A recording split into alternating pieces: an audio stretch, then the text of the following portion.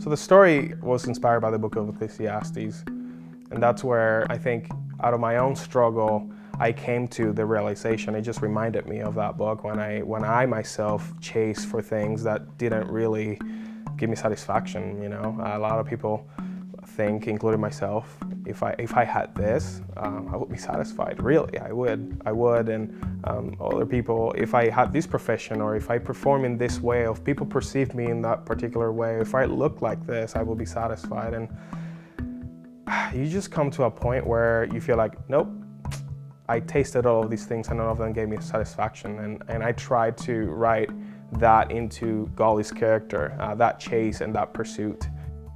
We wanted to tell a story about the relationship between a father and a son.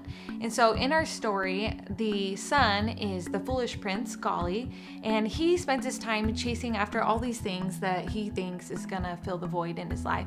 So he chases after things like pleasure, possessions, power, even knowledge. And throughout the story, he finds that none of these things compare to the relationship that he finds with his dad. So Becca went to school for elementary education, and that's where I knew that she would be a great addition to the project.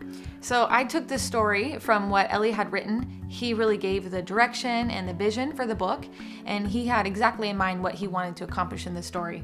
And I was able just to make it a little more age appropriate and fun, and something that I think the kids would love reading, especially in a read aloud setting.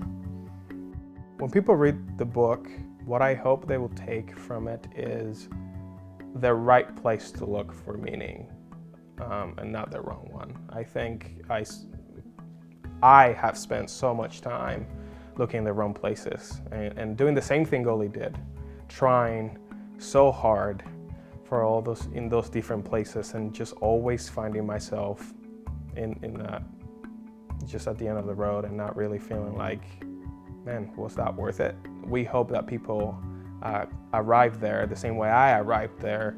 And I hope kids from a young age can get to the point where at least they're gonna struggle with those things like any human being, but at least knowing that there is a meaning and there is a purpose, and you just need to know where to look for it.